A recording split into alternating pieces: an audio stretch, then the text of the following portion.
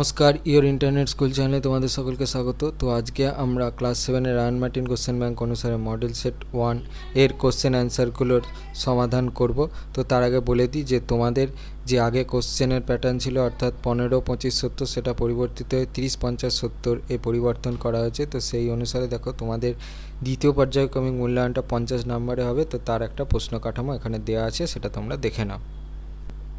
তো একের একে বলেছে ড্যাশ হলো একটি নবীন ভঙ্গিল পর্বতমালা, উত্তরটা হবে হিমালয়। দুয়ে বলেছে ভারতের সিন্ধু গঙ্গা ব্রহ্মপুত্র সমভূমি হলো ড্যাশ সমভূমির উদাহরণ, উত্তরটা হবে পলিগঠিত। তারপর তিনে বলেছে পৃথিবীর বৃহত্তম মালভূমির নাম ড্যাশ, উত্তরটা হবে তিব্বত মালভূমি। তারপর চারে বলেছে ড্যাশ পর্বতমালা থাকার জন্য সাইবেরিয়ার তীব্র ঠান্ডা বাতাসকে বাধা দিয়ে ভারতের শীতের তীব্রতা কমিয়ে দেয়, উত্তরটা হচ্ছে হিমালয় হবে। তারপর 1-5 বেশিরভাগ মালভূমি অঞ্চল প্রচুর ড্যাশ সম্পদে সমৃদ্ধ, উত্তরটা হবে খনিজ। তারপর 1-6 কোসি নদী ড্যাশ নদীর উপনদী, উত্তরটা হবে গঙ্গা। তারপর 1-7 বলেছে শুষ্ক অঞ্চলের সুগভীর গিরিখাতকে ড্যাশ বলা হয়, উত্তরটা হচ্ছে ক্যানিয়ন। তারপর 1-8 যে নদী একাধিক দেশের মধ্যে দিয়ে প্রবাহিত হয় তাকে ড্যাশ নদী বলে, উত্তরটা হচ্ছে আন্তর্জাতিক। তারপর 1-9 পৃথিবীর বৃহত্তম নদী ড্যাশ এ কোনো বদ্বীপ নেই, উত্তরটা হচ্ছে আমাজন। তারপর 1-10 সারা বছর যে নদীতে জল থাকে না তাকে ড্যাশ নদী বলে, উত্তরটা হচ্ছে অনিত্যবহ। তারপর 2 বলেছে শুদ্ধ ও অশুদ্ধ নির্বাচন করো। একে বলেছে ব্ল্যাক ফরেস্ট একটি আগ্নেয় পর্বত, এটা হবে অশুদ্ধ। তারপর 2 বলেছে মালভূমির উপরিভাগ ঢেউ খেলানো সমতল হয়, এটা হবে শুদ্ধ। তারপর 2-3 বলেছে ভূমির ঢাল বৃদ্ধি পেলে নদীর শক্তি কমে যায়, এটা হবে অশুদ্ধ। তারপর 2-4 বলেছে ব্যাসাল্ট একটি পাললিক শিলার উদাহরণ, এটা হবে অশুদ্ধ। তারপর 2-5 বলেছে দক্ষিণ আফ্রিকার তৃণভূমির নাম ভেল্ড, এটা হবে শুদ্ধ। তারপর 2-6 বলেছে আটলাস পর্বতের সবচেয়ে উঁচু শৃঙ্গটি হলো মাউন্ট তৌবকল, এটা হবে শুদ্ধ। 2-7 বলেছে পর্বতের ওপরের দিকে ছুচালো অংশটির নাম হলো পর্বতগ্রন্থি, এটা হবে অশুদ্ধ। তারপর 2-8 বলেছে পাতগুলির আস্থেনোস্ফিয়ারের ওপর ভাসমান অবস্থায় থাকে, এটা হবে শুদ্ধ। তারপর 2-9 বলেছে অনেকগুলি ছোট ছোট ধারা প্রধান নদীতে মিশলে তাদের শাখা নদী বলে, এটা হবে শুদ্ধ। তারপর 2-10 বলেছে প্রাচীনকালে টাইগ্রিস ইউফ্রেটিস নদীর ধারে চৈনিক সভ্যতা গড়ে উঠেছিল, এটা হবে অশুদ্ধ। তারপর 3 বলেছে দিকের স্তম্ভের সঙ্গে ডান দিক মেলাও। বাম স্তম্ভে 1 বলেছে কঙ্গো নদীর অববাহিকা, 2 বলেছে গ্রস্ত উপত্যকা, 3 বলেছে নীলনদ, 4 বলেছে সাহারা আর 5 বলেছে কিলিমাঞ্জারো। স্তম্ভে এতে বলেছে মোহনায় সুবিশাল বদ্বীপ, বিতে বলেছে প্রায় বসতিহীন অঞ্চল, সিতে বলেছে বরফে ঢাকা সিংহ, ডিতে বলেছে ঘন জঙ্গল ব্র্যাকেটে বলেছে চিরসবুজ, আর ইতে বলেছে দুটি ফাটলের মধ্যবর্তী নিচু অংশ। তাহলে 1-টা ডি, 2-টা ই, 3-টা এ, 4-টা বি আর 5-টা সি হবে। তারপর 4-এ একটা ছক দিয়ে দেওয়া আছে, তারপর তার থেকে কিছু সূত্র লিখে দেওয়া আছে। তো সেই সূত্র অনুসারে যেটার সূত্র সেই শব্দটা লিখে নিয়ে তারপর সেটা ছক থেকে খুঁজতে হবে। তো প্রথম সূত্র বলেছে নদীর জল ওপর থেকে নিচে ঝাঁপিয়ে পড়ে, এটা হচ্ছে জলপ্রপাত। তারপর বলেছে নদীর দুধারে বন্যার সময় পলি জমে সৃষ্টি হয় প্লাবনভূমি। তারপর বলেছে শুষ্ক অঞ্চলে গভীর গিরিখাত, এটা হবে ক্যানিয়ন। তারপর যে নদীতে সারা বছর জল থাকে এটাকে নিত্যবহ হবে। তারপর নদী যা বহন করে এটা হচ্ছে পাললিক হবে। একটি ভঙ্গিল পর্বত, এটা হবে আল্পস।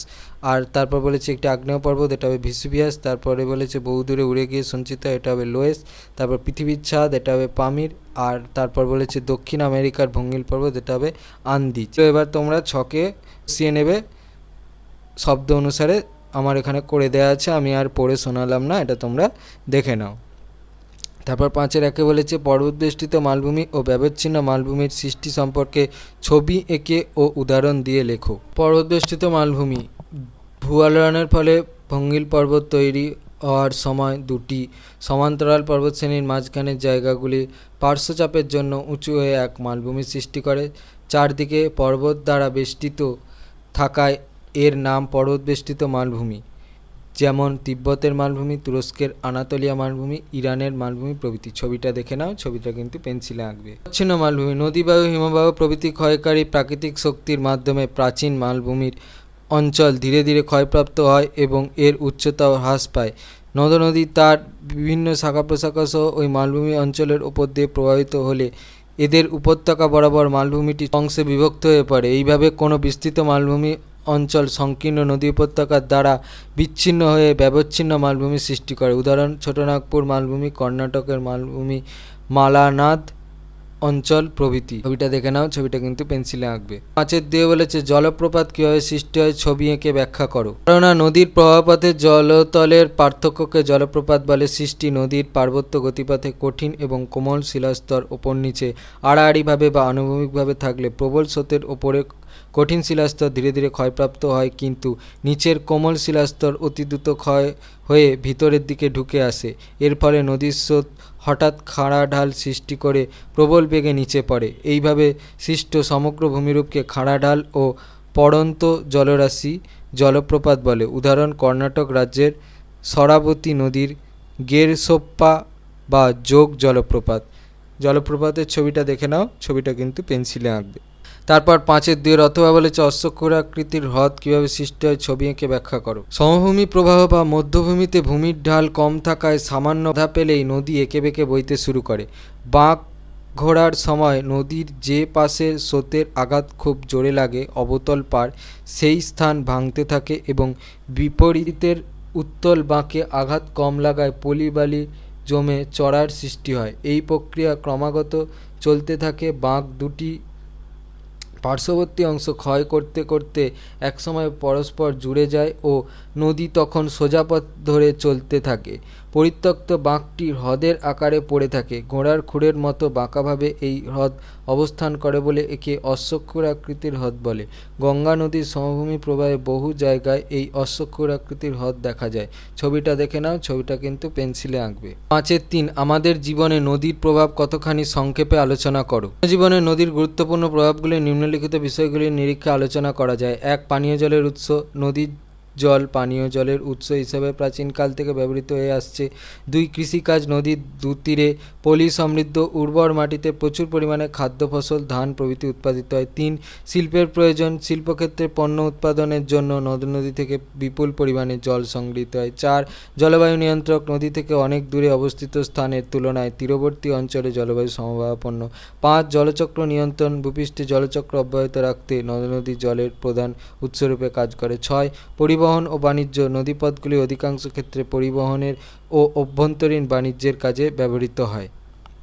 তারপর 5 অথবা শিলা থেকে কিভাবে মাটি তৈরি হয় লেখো। প্রাকৃতিক শক্তি যেমন সূর্যের তাপ, বৃষ্টির আঘাত, বাতাসের ধাক্কা বা নদীর স্রোতের দ্বারা শিলা ভাঙে। কখনো টুকরো শিলাগুলি ওইখানেই পড়ে থাকে, কখনো দূরে চলে যায়। আবার বৃষ্টির জলের সাথে নদীর স্রোতে বাতাসের সঙ্গেও পাথরগুলো ভাঙতে ভাঙতে এক জায়গা থেকে অন্য জায়গায় চলে যায়। ভূপৃষ্ঠস্থ ভেঙে যাওয়া শিলার চূর্ণের স্তরকে রোগলিত বলা হয়।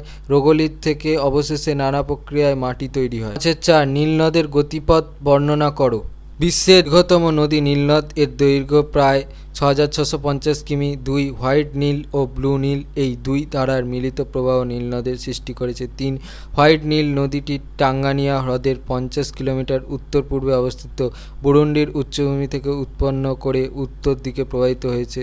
4 অন্যদিকে ব্লু নীল নদীটি ইথিওপিয়া উচ্চভূমি থেকে উৎপন্ন হয়ে উত্তরে কিছুটা প্রবাহিত হওয়ার পর সুদানের খার্টুম শহরের কাছে হোয়াইট নীলের সঙ্গে মিলিত হয়েছে। 5 এরপর মিশরের মরুভূমির মধ্যে দিয়ে সুদীর্ঘ পথ অতিক্রম করে কায়রোর কাছে 7টি ধারায় ভাগ হয়ে এক বিশাল বদ্বীপ সৃষ্টি করে নীলনদ ভূমধ্যসাগরে পড়েছে। 4 অথবা আফ্রিকা মহাদেশ সম্পর্কে 3টি বিশেষ বৈশিষ্ট্য আলোচনা করো। তাহলে মেন সেটা হচ্ছে প্রাকৃতিক দুর্গমতা, অস্বস্তিকর উষ্ণ ও আর্দ্র জলবায়ু, গভীর জঙ্গল ও হিংস্র জন্তুর ভয় ইত্যাদির কারণের জন্য বহুদিন পর্যন্ত এই মহাদেশে আধুনিক সভ্যতার আলো এসে পৌঁছতে পারেনি। এই জন্য এই মহাদেশকে অন্ধকারাচ্ছন্ন মহাদেশ বলা হতো। আয়তনে এবং জনসংখ্যার ভিত্তিতে দ্বিতীয় বৃহত্তম মহাদেশ আফ্রিকা।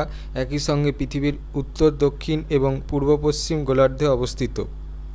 নিরক্ষরেখা, কর্কটক্রান্তি রেখা, মকরক্রান্তি রেখা এবং মূলমধ্য রেখা 4টি আফ্রিকার ওপর দিয়ে বিস্তৃত হয়েছে। যদি ভিডিওটা ভালো লেগে থাকে তাহলে ভিডিওটাকে অবশ্যই লাইক করে দিও এবং আমাদের চ্যানেলটাকে অবশ্যই সাবস্ক্রাইব করে দিও। এই ধরনের ভিডিও নোটিফিকেশন চটজলদি পেতে হলে আমাদের চ্যানেলটাকে সাবস্ক্রাইব করার পাশাপাশি পাশে থাকা বেল আইকনে গিয়ে অবশ্যই ক্লিক করে দাও, যাতে করে ভিডিও আপলোড হওয়ার সাথে সাথেই তোমরা তার নোটিফিকেশন পেয়ে যাও। আর দেখবে ভিডিও ডিসক্রিপশনে আমাদের টেলিগ্রাম এবং হোয়াটসঅ্যাপ গ্রুপের লিঙ্ক দেওয়া আছে, সেখানে তোমরা চটজলদি জয়েন হয়ে যাও এই সমস্ত কোশ্চেন অ্যান্সার সলিউশনের পিডিএফ এবং অন্যান্য সাজেশনের পিডিএফগুলো কালেকশন করার জন্য।